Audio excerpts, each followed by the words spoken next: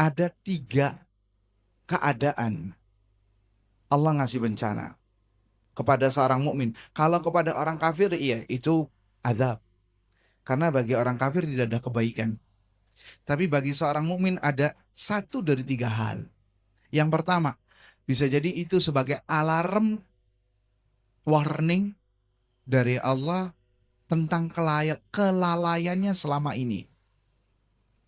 Allah kasih musibah supaya dia kembali kepada Allah Subhanahu wa taala, supaya tidak jauh kepada Allah. Di surat Rum ayat 41, telah nampak kerusakan di muka bumi, di laut maupun di daratan akibat ulah tangan manusia, agar orang-orang yang melakukan perbuatan merasakannya. Lihat kata Allah, agar mereka kembali. Jadi adanya musibah disebabkan karena sebagai alarm agar manusia kembali ke jalan Allah Subhanahu wa taala. Itu yang pertama. Yang kedua, sebagai penggugur dosa.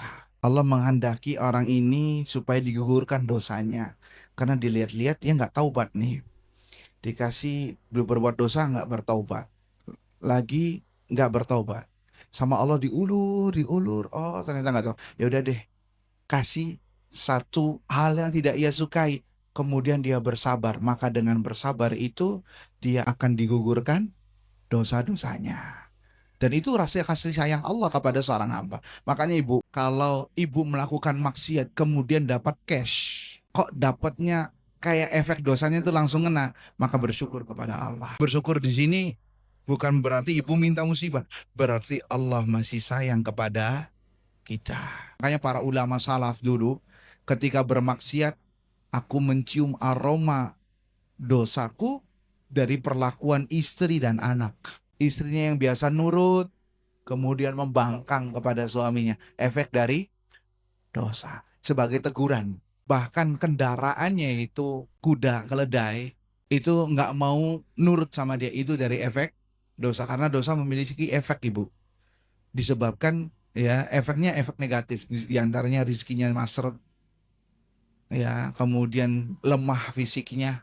Itu diantaranya. Hatinya menjadi keras, sukar beribadah, tidak mendapatkan manisnya ibadah sholat, nggak bisa khusyuk, diakibatkan karena apa? Karena dosa. Jadi itu sebagai alat. Yang ketiga adalah mengangkat derajat.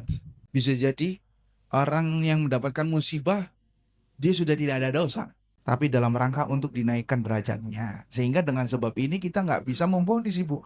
Dia dikasih musibah karena kebanyakan dosa, nggak boleh. Kenapa? Bisa jadi Allah ngasih musibah supaya diangkat derajatnya di sisi Allah Subhanahu wa taala. Dalam hadis qudsi, Allah mengatakan kepada malaikat, sesungguhnya Allah jika menginginkan seorang hamba kebaikan, Allah kasih musibah. Kemudian Allah mengatakan kepada para malaikat, berilah kepada dia bala, musibah. Berilah kepadanya rasa kesabaran. Karena sesungguhnya apabila dia bersabar, maka akan ditinggikan derajatnya.